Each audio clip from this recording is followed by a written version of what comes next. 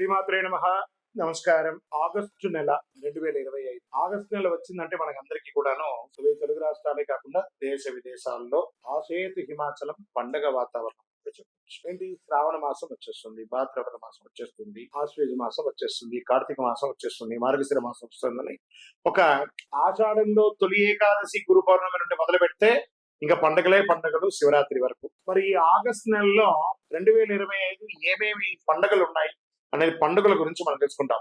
August 8 శుక్రవారం వరలక్ష్మి వ్రతం, వరమహాలక్ష్మికి పూజ. ఆ అమ్మవారిని ప్రార్థన చేసుకుంటాం. ముత్తైదులందరూ కూడాను చక్కగా వరలక్ష్మి వ్రతం చేసుకొని వాయనాలు ఇచ్చుకోవడం, పసుబొట్లకు వెళ్ళడం, ఇవన్నీ జరుగుతున్నటువంటి ఒక గొప్ప విశేషమైనటువంటి రోజు. ఆగస్టు 9 శనివారం జంధ్యాల పండుగ మరియు రాఖీ పండుగ. ఈ యొక్క ఆడపడుచులకి అన్నదమ్ములకి అందరికీ కూడా ఒక అద్భుతమైనటువంటి ఒక పండుగ. ఆడపడుచులందరూ అన్నదమ్ములకి రాఖీ కట్టడం, ఈ యొక్క సహోదర సహోదరి యొక్క ప్రేమానురాగాలను పెంచే ఒక అద్భుతమైనటువంటి ఒక పండుగ. పౌర్ణమి శనివారం. ఆగస్టు 11 శ్రీ రాఘవేంద్ర స్వామి వారి యొక్క ఆరాధన మహోత్సవం. మరి ఆగస్టు 12 మంగళవారం సంకష్టహర చతుర్థి. ఈ సంకష్టహర చతుర్థి మంగళవారం రావడం విశేషం, అందులోనూ శ్రావణ మాసంలో రావడం ఇంకా విశేషం అని కూడా చెప్పచ్చు.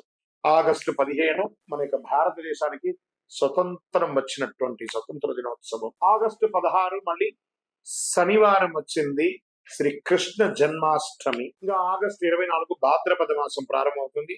ఆగస్టు 27 బుధవారం వినాయక చతుర్థి. అద్భుతమైనటువంటి ఒక మహా పండుగ అని కూడా చెప్పచ్చు. వినాయక నవరాత్రి కూడా ప్రారంభమయ్యే ఒక అద్భుతమైనటువంటి పండుగ.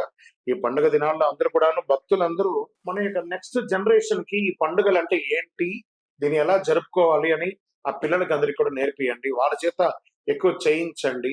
సమాజానికి హితం పలికే విధంగా ఒక అద్భుతమైనటువంటి పెద్దవాళ్ళందరూ ఈ పండుగల గురించి పిల్లలకి వివరించి చెప్పగలిగితే చాలా విశేషంగా ఉంటుంది. అందరూ కూడా పండుగ సమయంలో జాగ్రత్తగా ఉండండి. అన్ని రకాలైనటువంటి జాగ్రత్తలు తీసుకొని చేయండి. ఏ ఇబ్బంది పడకుండా ఆ రోజు కావాల్సిన పిండి వంటలకి ఏవి ఏర్పాటు చేసుకోవాలి, అలంకారాలు ఏం చేసుకోవాలి, పూజ సామాగ్రిలు ఏం కొనుక్కోవాలి, ముందే ప్రణాళిక సిద్ధం చేసుకొని. ఎందుకంటే ఒకటే నెలలో సుమారుగా 6-7 పండుగలు వచ్చేస్తుంది కాబట్టి అన్ని ప్రిపేర్ చేసుకోవాలి. కాబట్టి చక్కగా చేసుకోండి. అందరూ ఆ భగవద్ అనుగ్రహం సంపూర్ణంగా పొందాలని మనస్ఫూర్తిగా కోరుకుంటున్నాం. శరణమయ్యప్ప.